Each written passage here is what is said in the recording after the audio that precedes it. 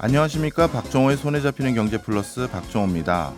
빠르면 이달 말부터 서울 강남 3구와 용산에서 아파트를 분양받아도 3년 후엔 팔 수 있게 됩니다.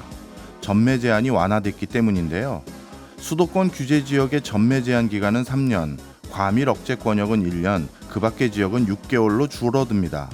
또 비수도권의 경우 분양가 상한제가 적용되는 공공택지는 1년, 광역시 도시지역은 6개월로 축소되고 나머지 지역에선 전면 폐지될 예정인데요. 이미 분양을 마친 아파트에도 소급 적용됩니다.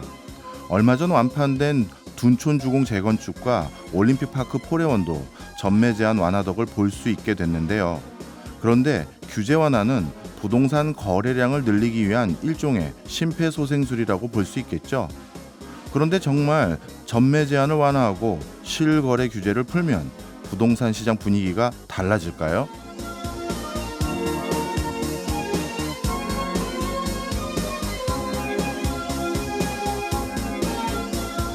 이미 전매 제한 규제 완화를 앞두고 분양권 거래가 활기를 띠고 있습니다.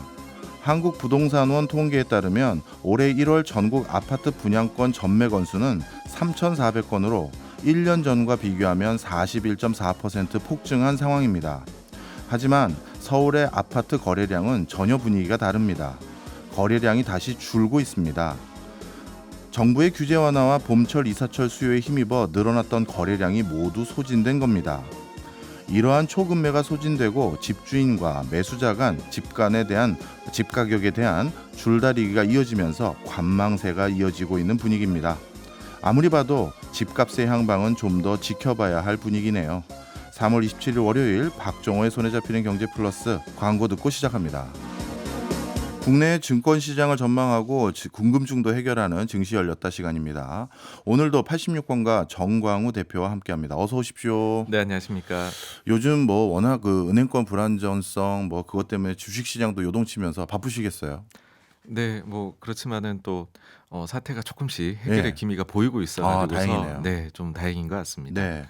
그래서 오늘 특별히 좀 준비를 했는데요. 뭐 먼저 이제 그 손절에 대해서 고민하시는 분들이 많거든요. 그래서 오늘은 손절할지 말지를 결정하기 위해서 중요한 지표 중에 하나일 수도 있는 PER, PBR을 배워볼 건데 그 전에 오늘 증시는 어떻게 출발했는지 한번 살펴봐 주시죠. 네, 그 지난 금요일에 이제 서구 증시에서는 도이치방크에 대한 우려가 예. 또 한번 나왔습니다. 그러다 보니까는 우리 증시도 거기에 영향을 받아서 현재 코스피의 경우에는 약 한 0.56% 정도, 그리고 코스닥은 0.46% 가량 하락하고 있습니다. 네. 요즘은 언제 올랐나 싶을 정도로 자꾸 떨어지는 소식이 많아서 그런데 수습이 조금씩 된다니까 다행이긴 합니다. 잠시 제가 서두에 말씀드린 것처럼 우리 증시가 요즘 분위기가 그렇게 좋다고 말할 수는 없잖아요. 그러다 보니까 투자하신 분들 중에서 손절할지 말지 걱정을 많이 하시는 것 같습니다. 아니면 내가 선택한 주식이 지금 적정 가액에서 얼마나 벌어진 건지 아니면 적정 가액은 얼마인지 이런 걸 판단할 때 흔히 PBR, PER 이런 거 많이 보지 않습니까? 네, 그래서 맞습니다. 오늘은 이 두 가지를 어떻게 봐야 되는지 좀 여쭤보려고 하는데요. 마침 저희 게시판에도 김세진님께서 PBR하고 PER도 궁금하니 좀 해주세요라고 말씀을 주셨습니다. 김세진님 오늘 들으시고 좀 도움 되셨으면 하는 바람입니다. 먼저 PER 아시는 분도 많으시겠습니다만 뭐라고 설명해야 될까요? 네, 이 PER을 풀어서 영어로 이제 하게 되면 Price to Earnings Ratio라고 해서 우리말로는 주가 수익 비율이라고 이야기를 합니다. 네. 기업이 벌어들이는 이익 대비해서 지금 주식 가치가 어느 정도인가인데요. 예를 들어 드리면 아마 편하실 것 예. 같아요. 1년에 100억 원을 벌어들이는 기업이 있다. 순이익이 예. 라고 했었을 때 시가총액이 1000억이다. 예. 하면 이제 PER이 1000억을 벌어들이는 돈 100억으로 나눈 10배가 되는 음. 것입니다. 이것이 예. 이제 PER입니다. 예. 이 말씀을 듣고 보니까 이렇게 해석해도 되겠네요. 지금 100억을 벌고 있는 회사라고 하니 그런데 주식 투자 가치는 총 1000억이라고 하고 그러면 내가 투자한 돈을 회수하는데 10년 걸린다. 이렇게 이해해도 되겠네요. 네, 맞습니다. 그렇게 직관적으로 네. 많이들 말씀을 하십니다. 예, 그래서 앞으로 PER은 내가 투자하는데 걸리는 회수 기간 이 정도로 이해하면서 좀 직관적으로 쉽게 이해하셨으면 좋을 것 같고요. PBR은 뭡니까? 네, PBR은 이 아까 PER에서 E가 이제 B로 바뀐 거잖아요. 네. 요 B가 북밸류입니다. 네. 그래서 주가 순자산 예. 비율이고요. 기업의 장부 가치 대비해서 주식 가치가 어느 정도인가. 이것 또한 예를 들어 드리면 좋을 예. 것 같은데요. 만약에 지금 시가총액이 1,000억 원인 기업이 있는데 이 기업의 장부 가치가 2,000억이다. 네. 그러면 1,000억을 2,000억으로 나누어서 0.5배이다. 요렇게 표현할 수가 있습니다. 네. 뭐 예를 드니까 확실히 이해가 쉬워지네요. 제가 한번 다시 한번 정리해 보겠습니다. 매년 1,000억씩 벌고 있는 회사가 있는데 매년 100억씩 벌고 있는 회사가 있는데 이 회사의 시가총액이 1,000억이다라고 하면 결국 주식 투자하신 분들이 모두 투자 원금을 회수하는 데는 10년 정도가 걸리는데 그 10년의 표시를 PER로 표시했다라고 봐도 될 것 같고요.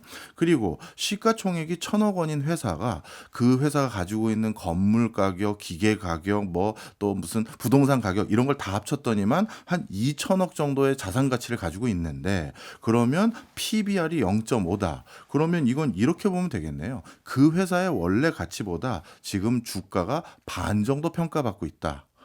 이렇게 되면 되겠네요. 네, 그렇게 저희가 직관적으로 알아낼 수가 있습니다. 네. 만약에 시가총액이 2천억인데 이 회사의 장부 가치도 2천억이다 그러면 PBR은 1이 되는 거겠군요. 네, 정확하십니다. 예. 이 두 가지 이제 이해는 했습니다. 근데 이해하는 것과 돈 버는 건 다르잖아요. 네, 네. 이제 활용을 해 봐야 될 것 같은데 PER을 주로 봐야 될 때가 따로 있고 혹시 PBR을 주로 봐야 될 때가 따로 있습니까?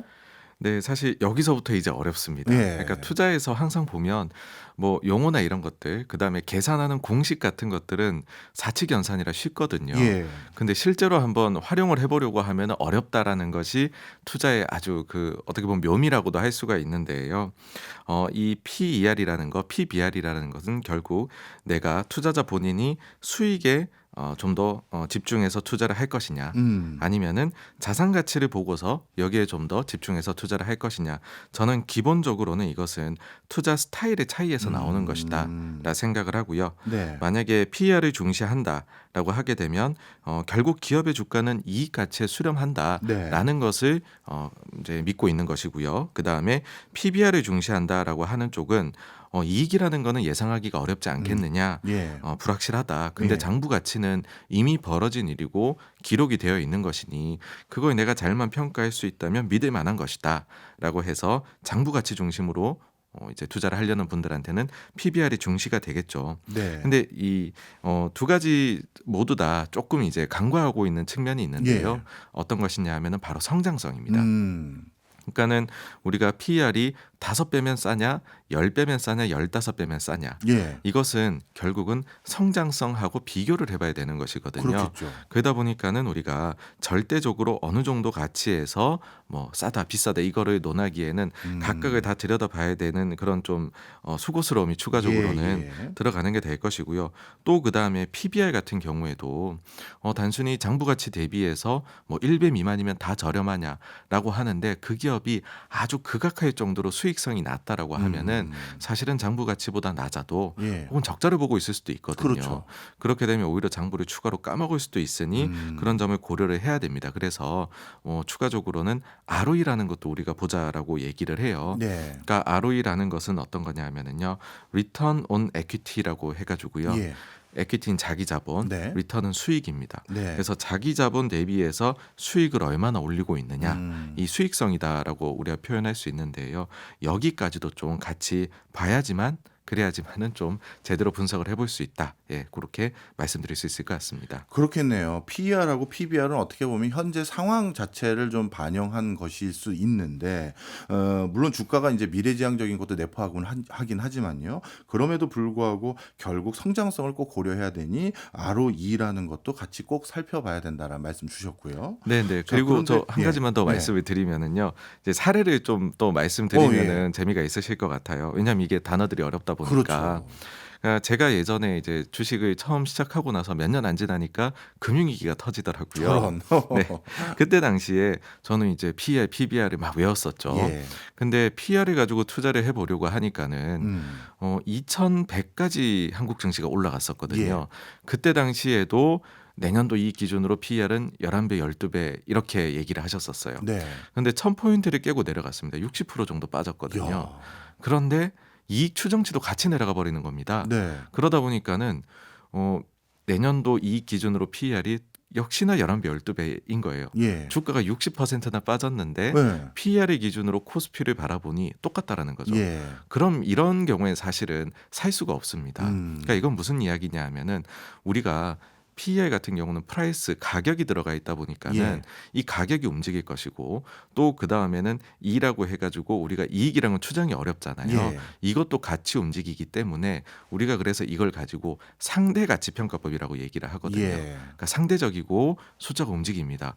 그러다 보니 주식시장이 60% 빠졌으면 사실은 굉장히 저평가가 되기 시작한 건데 그렇죠. 그럼에도 불구하고 밸류에이션은 똑같이 나와버리는 맹점이 존재합니다. 예. 그래서 좀 주식시장이 많이 이렇게 이제 안 좋은 경우 그런 경우에는 수익 가치보다는 자산 가치에 좀 더 초점을 맞춥니다. 음. 왜냐하면 기업들이 기본적으로 뭐 경기를 많이 타기는 하지만은 자신들이 보유하고 있는 그 기계 장비나 이런 걸 가지고서 이 장기적으로 봤을 때는 적정한 수익성이라는 것을 우리가 추정해 볼 수 있는 것이거든요. 예. 지금은 비록 적자가 났지만은 이게 장기적으로 봤을 때는 이 장비가 있으면 10%대 수익이 나는 거야라고 하면은 이제 장부 가치에다가 수익 이제 이걸로 수익성을 올릴 수 있는 비율을 곱해 가지고서는 적정 수익을 계산해 볼 수가 있고 그걸 가지고 주식시장에 사실은 저점을 우리가 추정해 보는데 사용할 수 있다. 네, 그 점도 좀 참고하시면 좋을 것 같습니다.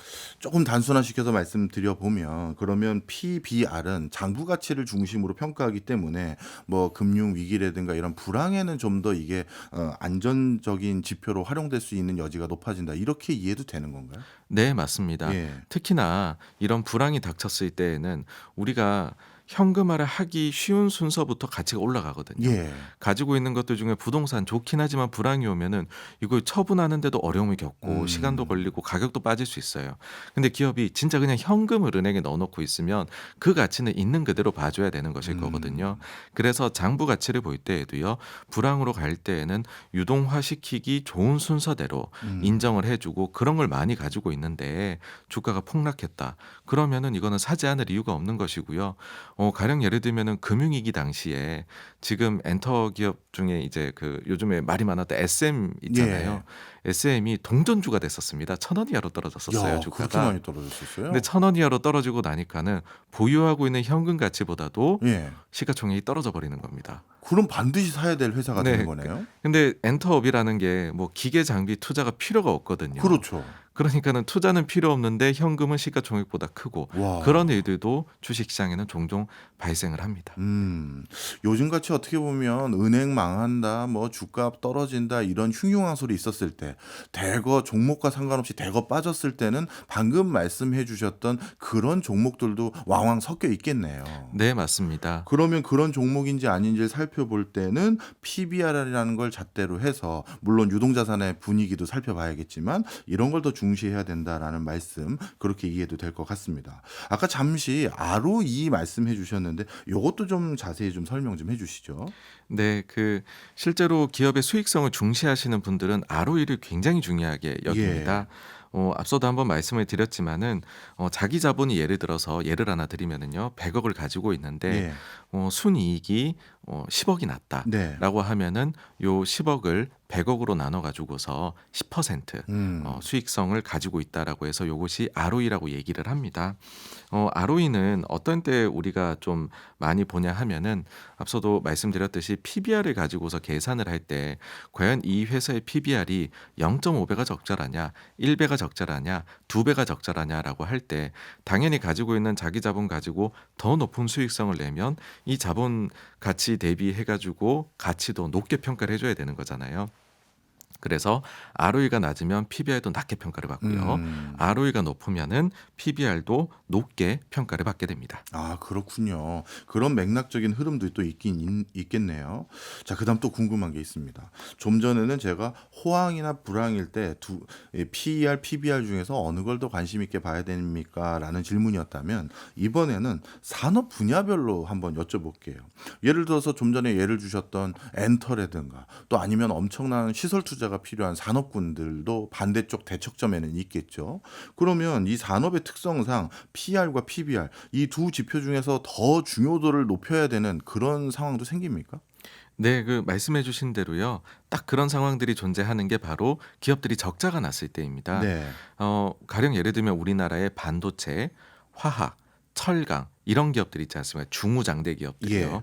요런 기업들은 경기에 따라 가지고서 엄청나게 이익을 벌 때도 있는 반면에 적자가 날 때도 있습니다. 예.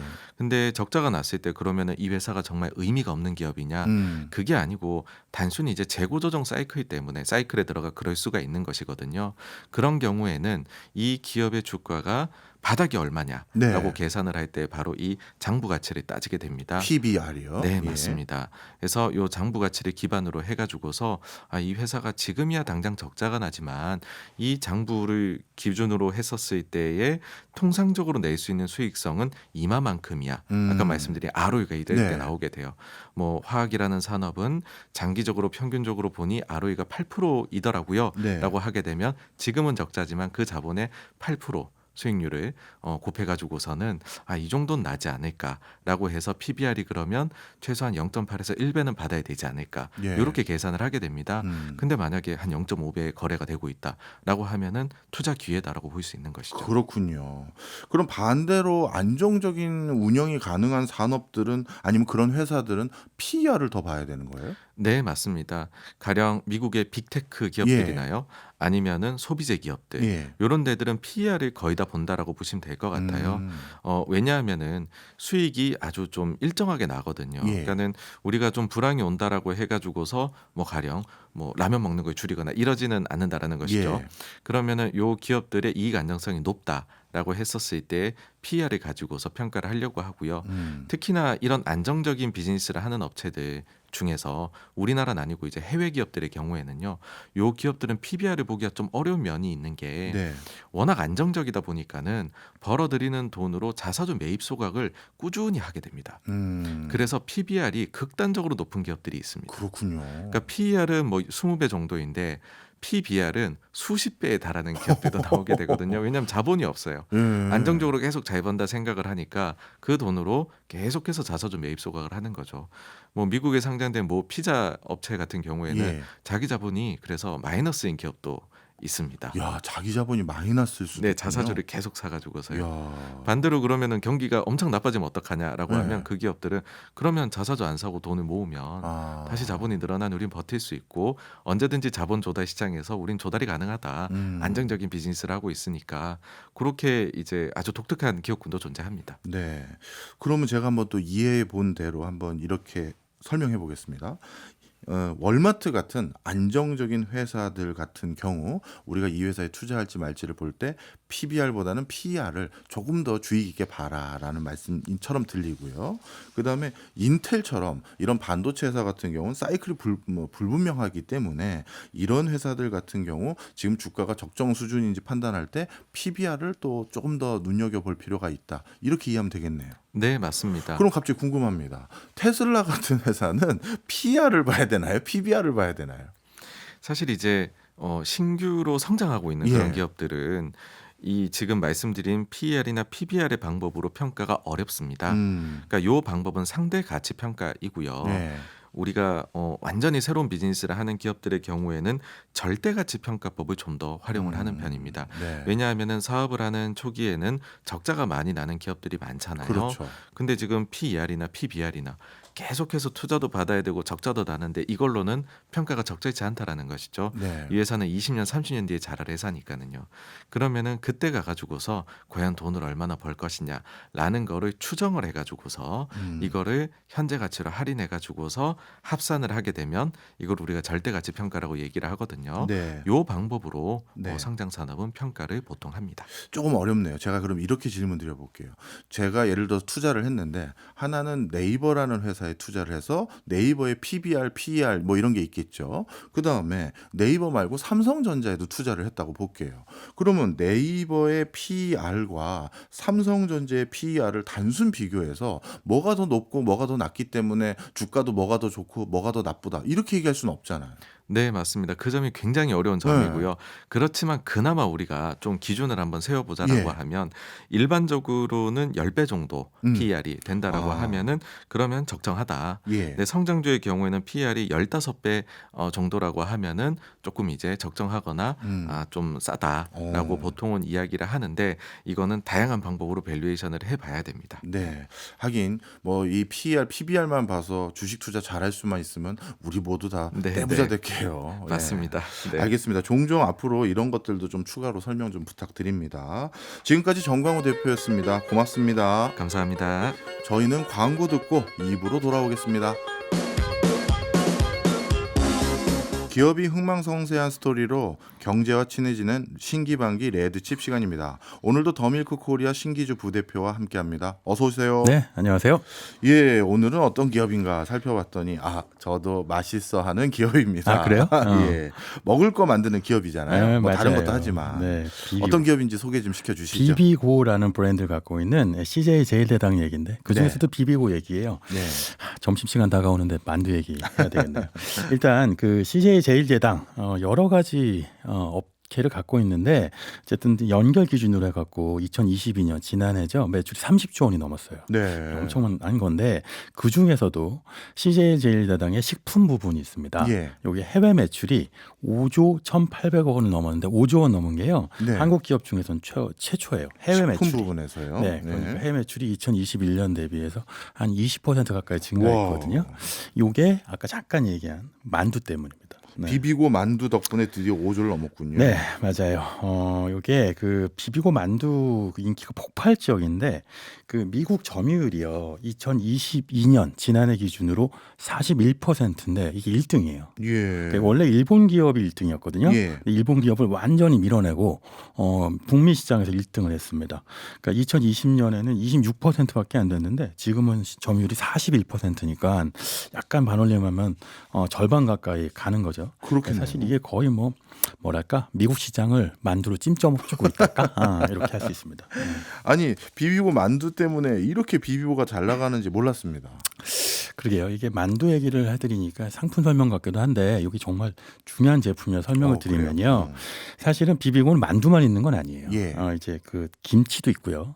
떡갈비도 있고 뭐 냉동밥, 뭐 김 갖고 만든 스낵도 있고요. 예. 국, 탕류 이런 것도 있어갖고 예. 전략 제품이라고 하는 게 있는데 이게 정확하게 7종이라고 해요. 예. 가장 중요한 건 만두인 거죠. 가장 많이 팔리는 이런 소자 상품이라고 하는 걸 텐데 원래 비비고라는 게요. 시작은 만두나 뭐 무슨 이런 지금 설명드린 이런 간편식 제품의 브랜드가 아니고 예. 한식 레스토랑 브랜드였어요. 저도 기억납니다. 오, 그래요? 예전에는 이 레스토랑 브랜드였거든요, 분명히. 그래서 저는 이 레스토랑 브랜드가 만들었던 그 음식들이 이제 즉석식품처럼 나왔나 보다 이렇게 생각했거든요. 예, 근데 그게 이제 사실은 그렇게 마케팅을 하는 걸 텐데 2011년에 이 CJ 그룹의 CJ 푸드빌이라고 하는 그 계열사가 있어요. 지금도 예. 있는데 왜 투썸 플레이스, 또레주루 같은 빵이나 또는 커피 프랜차이즈를 운영하는 회사거든요. 예. 여기서 비슷한 개념으로 한식 레스토랑 브랜드를 만들었어요. 그런데 이게 1년 해보니까 그 한식으로 레스토랑 브랜드는 안 되더라는 거예요. 우리는 한식은 집밥이잖아요. 집에 가서 먹거나 사실 대부분 한식 전문점들이 있죠. 정말 예. 정말 특화된 브랜드들, 탕집, 김치찌개집 이런 거 있잖아요. 그러니까 한식 레스토랑 브랜드는 안 된다. 이러니까 1년 만에 딱 바꿔갖고 그럼 요거 갖고 가공식품 브랜드 만들자였고 지금 교수님 말씀하신 것처럼 대신에 레스토랑 셰프들이 만든 맛있는 간편식품 브랜드라는 걸로 포지셔닝을 한 거죠. 예. 그러면서 이제 이때부터 그 CJ 푸드빌하고요, CJ 제일제당 본사하고 같이 이 비비고 브랜드를 같이 갖고 있게 됩니다. 근데 이 가치가 정말 많이 올라서요. 뭐 나중에 이제 CJ 푸드빌한테 CJ 제일제당이 이 브랜드 사오게 되는데 되사오게 되거든요. 그때 가치가 161억 원이에요. 와. 이게 원래 그냥 아무것도 아닌 브랜드였다가 거의 10년 만에 160억 원짜리 브랜드가 된 겁니다. 그렇네요. 근데 이때 이 브랜드를 성장시켰던 핵심 제품이요. 왕만두예요. 이걸 이제 브랜드 이제 마케팅 영역에서 뭐라고 얘기하냐면 왕교자 린치핀 전략이라고 부릅니다. 왕교자 린치핀 전략이요? 되게 거창한데 린치핀 뭔지 아시잖아요. 예, 그럼요. 린치핀이라는 그 차축 고정시키는 그런 맞아요, 거잖아요. 맞아요. 바퀴 네. 안 빠지게 고정시키는 거죠. 보통 왜 외교에서 많이 쓰이잖아요. 오바마 대통령이 한국을 미국 외교의 린치핀이다, 뭐 이런 표현 쓰기도 했는데 브랜딩에서 린치핀이라고 하는 건요. 그러니까 하나의 제품이요. 린치핀처럼 전체 바퀴 고정을 시켜서 브랜드 전체를 견인하는 걸 린치핀 전략이라고 해요. 근데 비비고의 린치핀은 비비고의 이제 만두인데 네. 정확한 상품명은 비비고 왕교자입니다. 네. 이게 그 원래 만두라는 게요. 그 왕교자 비비고 나오기 전에도 많이 있었어요. 예. 뭐 예를 들면 뭐 왕만두, 물만두, 군만두, 교자만두. 그러니까 그 마트에 가거나 아니면 왜 그 고속도로 휴게소 가면 만두 팔잖아요. 예. 여기 다 실은 만두 시장이었는데 그런데 비비고가 그런 거 다 빼고 우리는 왕교자야라고 해서 브랜드 이름 새로 지은 거죠. 말하자면 왕교자 카테고리를 하나 만들었고요. 예. 이게 2013년 12월에 출시가 됩니다. 그런데 이게 제일 중요한 게요. 그 브랜딩이라고 하는 거의 핵심은 브랜드 만들어요. 예. 뭐 왕교자. 그래서 우리는 뭐 왕만두라고 다루고 군만두도 아니에요. 이렇게 포지션을 한 다음에 제품을 딱 해봤는데 이게 왕이 아니고 뭐 신화만두네, 뭐 아니면 쬐끄만해, 네. 뭐 이래버리면 사실은 실망하잖아요. 제품 역으로 브랜드를 설명해야 되는데 이제 그 비비고가 요거에 성공합니다. 그러니까 왕 크고요, 왕 속이 작고, 그리고 왕 맛있고, 왕 싸진 않고 왕은 가격은 약간 프리미엄화되어 있는데 그 대부분의 냉동 만두 시장이 만두 속이 좀 부실한 편이었다고 하거든요. 뭐 이제 경쟁사 입장에서 보면 뭐 다른 말씀 하실 수 있지만 CJ 제일제당 입장에서는 이렇게 주장합니다. 그래갖고 타 브랜드의 약점을 파고 들어가는 프리미엄 전략을 써갖고요. 그래갖고 왕 맛있다라는 이미지를 줬는데 여기 하나 재밌는 게 그 안에 있는 만두 속 있잖아요. 네. 만두라고 하는 게 경쟁력이라는 게 만두 피로 쌓여져 있지만 속이 꽉 차 있어야 되는 건데 네. 속이 꽉 차 있고 여기에 만두 속을요 일부러 작게 써는 게 아니라 다지는 게 아니라 깍둑썰기라고 하죠. 크게 네. 썰어요. 그럼 어떻게 하냐면 씹을 때 식감이 씹히는 맛이 있게끔. 아그작 이 맛이 있고요. 또 하나는 딱 열어보면 만두 안에 뭐가 들어있는지 알 수 있죠. 그러니까 신뢰감이 높아지잖아요. 이런 걸로 해갖고 만두 시장에서 정말 4개월 만에 반년도 안 써서 1등을 합니다. 근데 문제는 만두라는 건 원래 겨울에 먹는 거예요. 네. 그러니까 이제 따뜻하게 왜 찐쪄갖고 그렇죠. 먹는 거잖아요. 그러니까 여름이 되니까 이게 출시된 게 2013년 12월이었으니까 한 겨울이었는데 여름 되니까 안 팔리는 거예요. 근데 이때부터 마케팅을 어떻게 하냐면 왕맥 할까 마케팅을 합니다. 왕맥이 뭐냐면 치맥은 들어보셨잖아요. 아, 왕교자에다가 맥주 하자 그 얘기군요. 그렇죠. 사실 왕맥일 수도 있고 만맥일 수도 있어요. 만두 맥주 할까? 예. 해갖고 이제 사실은 그 마트에서 또는 편의점에서 만두 냉동 만두 하나 사서 전자레인지에 돌린 다음에 저녁에 이제 맥주 먹는 이런 시장을 열면서 이제 국내 시장을 평정하게 되는 거죠. 예. 어찌 보면 만두라는 레드오션에 어떻게 보면 왕교자라든가 기존의 만두가 가지고 있는 선입견, 속이 좀 부실할 수 있다라는 것을 뛰어넘는 형태로 마케팅 전략을 펼쳐서 네. 적지 않은 성과를 낸 스토리가 하나 있고, 맞아요. 그다음에 여름에 안 팔리는 걸 맥주라는 시원한 음료와 결부시키는 맞아요. 이런 네. 뭐 결합 상품이라고 해야 될지 네. 이런 전략도 좀 통한 것 같은데, 근데 갑자기 궁금합니다. 이름은 왜 비비고예요? 이 비비고가요. 비빔밥 있죠. 예. 더하기 투고라고 해서 해외에서 가져가실래요? 테이크아웃 하실래요? 할 때 투고 뭐 이렇게 부르잖아요. 네, 그러면 집에 가버리라는 건가? 헷갈린 적 있어요. 네, 투고는 집에 가져갈 거냐고 묻는 거죠. 그러니까 비빔밥 더하기 투고입니다. 그래서 비비고니까 지금 말씀하신 것처럼 이게 정말 중요한 질문인데 한식을 세계화 시키려고 애시당초부터 비비고라는 이름을 쓴 거죠. 예. 그런데 비빔밥보다 먼저 등장한 게 만두였는데 그 이 만두인 이유가 뭐냐면요. 생각보다 만두가 문화권을 넘나드는 초국적적인 그 아이템 식재료예요. 맞아요. 만두 안 먹는 나라 의외로 없더라고요. 맞아요. 예를 들면 이름도 다양한데 사실은 다 만두잖아요. 예. 예를 들면 중국은 딤섬, 예. 뭐 일본은 교자, 예. 뭐 한국은 우리나라 만두고요. 베트남은 짜조 짜조. 있어요. 맞아요. 태국은 뽀비아라고 있고요. 미국은 이 맞나? 스프링 롤이라고 부르는 스프링 롤 주세요 그러면 이것도 만두류라고 할 수 있겠네요. 튀김 만두 네. 맞죠? 그래서 사실은 미국 가면 이제 아시아 만두가 다양한 형태로 변종이 되고 있으니까 만두를 갖고 한식을 세계화하겠다고 한 겁니다. 게다가 이제 만두 안에 그 겉은 똑같지만 한국 식재료 넣을 수 있어요. 김치 만두. 그러면 그렇죠. 이제 한국 식재료가 되잖아요. 예. 그러니까 이제 CJ 제일제당이요. 국내 시장 점유율을 46%까지 끌어올립니다. 네. 근데 재밌는 건 그 이상으로 올리진 않아요. 왜? 독점이 되면 안 되니까. 그런 다음에 그 다음부터 해외 시장으로 눈을 돌려서 그 다음부터 미국 시장을 공략하기 시작하는데요. 아까 잠깐 말씀드린 것처럼 전 세계 모든 만두가 다 팔리는 곳이 미국 시장, 북미 시장이잖아요. 예. 그러니까 여기서 코스트코부터 공략을 해서 비비고 왕교자를 팔기 시작하는데 예. 재밌는 건 잘 팔린 건 왕교자가 아니라 다른 만두였어요. 뭐였나요? 치킨 앤 실란트라는 건데 실란트로가 뭐냐면 고수예요. 고수요. 그러니까 치킨 앤 고수 만두. 이게 사실은 대박이 나갔고요. 지금도 미국 시장에서는 치킨 앤 실란트로 만두가 1등입니다. 그래서 2020년까지 보면요. 비비고가 만두로만 판 매출이요. 1조 원이 넘어가요. 와. 만두 팔아서 1조 원. 와. 근데 국내 매출이 3,600억 원인데 해외 매출이 6,700억 원이니까 해외 매출이 국내 매출의 2배가 되는 거죠. 그러니까 2013년까지는 아무것도 아닌 시장이었다가 2020년 기준으로는 1조 원대 시장이 형성되고 심지어 해외가 2배가 됩니다. 그런데 재밌는 건 2020년 딱 1조 원 넘고 나서부터 비비고가 만두 매출을 따로 집계를 안 해요.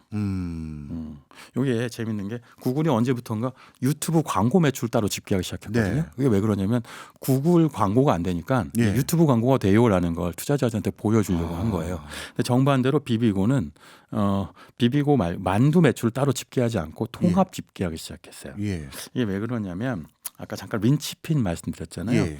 더 이상 비비고는 만두 브랜드가 아니니까. 그러니까 린치핀으로 말하자면 바퀴 전체를 끌어올려야 하는 거예요. 네. 근데 사실은 그 비비고 전에도요 한식을 세계화하고 우리 음식을 글로벌하게 알린 브랜드는 없지 않았습니다. 네. 뭐 대표적으로 그 참치. 동원 참치, 동원 F&B의 참치는 정말 대표적인 참치 통조림이잖아요. 이거 의외로 해외에서 많이 먹습니다. 맞아요. 예. 네. 사실은 정말 좋은 식재료인데 재밌는 건 동원하면 참치가 돼버리니까 동원에서 뭐 다른 게 나와도 잘 몰라요. 그냥 참치만 팔려. 또 아니면 하림 같은 경우 닭이네요 또. 닭고기. 하림도 사실은 다양한 F&B 브랜드인데 맞아요. 닭고기로만 되어 있는 거예요. 네. 그러니까 린치핀이 너무 강력해져서 린치핀이 바퀴를 대신하게 되는 겁니다. 근데 린치핀은 쬐끔하잖아요. 바퀴를 대신하면 브랜드 자체가 돌지를 않겠죠. 그러니까 요거에 이제 함정에 빠지지 않으려고 비비고가 이때부터 만두 매출을 숨기고요. 그리고 이제 제품 브랜드 라인업을 확장하는데 그게 육개장, 미역국 같은 국물 요리 있고요. 네. 그리고 이제 갈비탕 얼마 전에 출시했던데 갈비탕도 있어요. 그러니까 예. 탕 요리도 넘어갑니다. 김치는 물론 당연히 있고요. 그래갖고 한 56개국에서 제품 군 자체가 100여 개가 넘어가요. 핵심 브랜드는 7개 정도 됩니다만 결국 김치, 갈비탕 그 외의 것들을 팔기 시작하는데요. 이게 광고만 놓고 봐도 알 수 있는데 왕교자 광고는 싸이가 있어요. 예. 그런데 삼계탕 광고는 손흥민 선수입니다. 네. 그리고 이제 김치 광고 있잖아요. 탕 광고 이런 거는 박서준 배우가 해요. 예. 그러니까 사실은 그 같은 비비고 브랜드인데도 광고 모델도 다 다르고요. 그러네. 네, 정말 다양한 형태로 이제 라인업을 확장해 나가는 거죠. 그러니까 린치핀이라는 게 핵심은 린치핀으로 브랜드 견인한 다음에는 린치핀에 의존하지 말고 바퀴를 굴려야 하는 건데 CJ가 굉장히 교과서적으로 이걸 하고 있습니다. 근데 여기서 이게 가능해진 것 중에 하나가 결정타가 2개가 있는데 내부적인 걸로는 2019년이었어요. 둘 다. GMTC라는 걸 만들고요. 네. 또 하나는 슈완스라는 걸 인수합니다. GMTC는 뭐고 슈완스는 뭔가요? GMTC가요. 제가 발음을 굴려보면 글로벌 만듀 테크놀로지 센터. 이 M이 만두군요. 만두입니다. 네. 네. 사실은 이게요. 그 삼성그룹, 그러니까 CJ 계열 뭐 여기서 다 공통점인 건데 그 CJ 인재원도 있었고요. 연구개발센터를 중앙에서 운영하는 예. 그 문화가 있는데 만두가 뜨니까 만두 개발센터 만든 거예요. 테크놀로지 센터. 그리고 품질 관리하고 공정 관리하는 걸 만든 겁니다. 근데 이게 중요한 게 뭐냐면요. 전 세계에 생산 기지가 많이 있어요. 예. 예를 들면 미국에도 캘리포니아에 있거든요. 공정하고 이런 걸 표준화시키고 효율화시키니까 만두 자체가 위생적이고 생산 효율이 높아지는 거죠. 네. 그러니까 GMTC를 하나 만든 게 하나 있고요. 또 하나 뭐가 있냐면 그 슈완스라는 걸 인수했는데 슈완스가 뭐냐면 그 정말 북미에서 가장 큰 냉동식품 기업이에요. 예. 이게 뭐냐면 생산도 있지만 유통도 완벽하게 장악하고 있거든요. 그래서 이걸 인수하면서 이게 인수가가 2019년에 1조 5천억 원이나 됐어요. 근데 당시에 이제 CJ가 돈이 많이 없었는데 예. 이것 때문에 승자의 저주에 빠지는 거 아니냐 이런 우려도 있었거든요. 네. 왜냐하면 부채 비율이요 무려 177%까지 올라갑니다. 와. 그런데도 무리를 많이 해서 인수를 했는데 예. 이게 대박이 났어요. 뭐냐면 이 생산 기지가 원래 5개밖에 안 됐는데요. 해외에 예. 슈완스 인수하면서 22개까지 증가합니다. 예. 순식간에 4배 증가하고요. 유통도요. 원래는 그 CJ 제일제당 비비고 미국에서 모르니까 예. 코스트코에 가서 사세요 이랬는데 지금은 가장 중요한 유통 채널 특히 오프라인에선 월마트에 월마트. 입점되어 있고 중소형 마켓도 다 들어가 있습니다.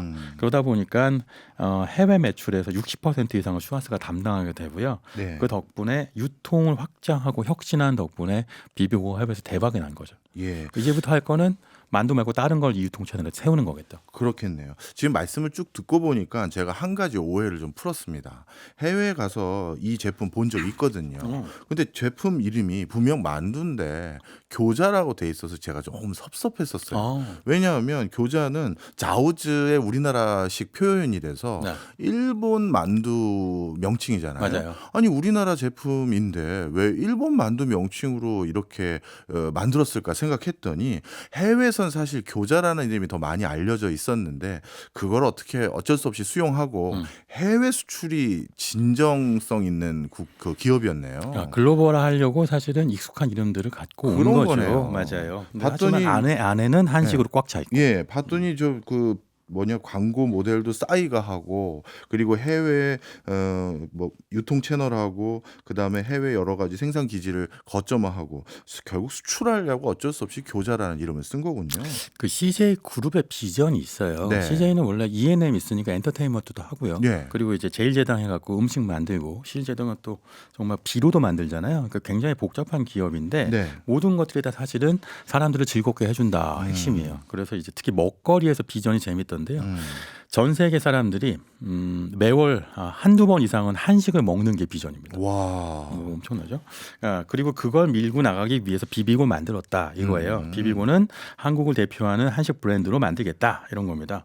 그래서 결국은 비비고 이걸 갖고 글로벌로 나가겠다고 하는 거고 만두로 시작했고 유통 채널을 개발한 건데요. 네. 지금 고민은 뭐냐면 이제 만두 말고요. 비비고 다른 히트 상품이 필요한 상태인 거예요. 그렇네요. 그게 지금 아직 안 나왔죠. 예. 지금 밀고 있는 것들이 김치도 있겠지만 탕이 대표적이거든요. 예. 그러니까 국물 있는 음식을 갖고 국물 음식 갖고 밀고 나간다. 또는 그걸 치킨으로 가본다 이런 게 있고요.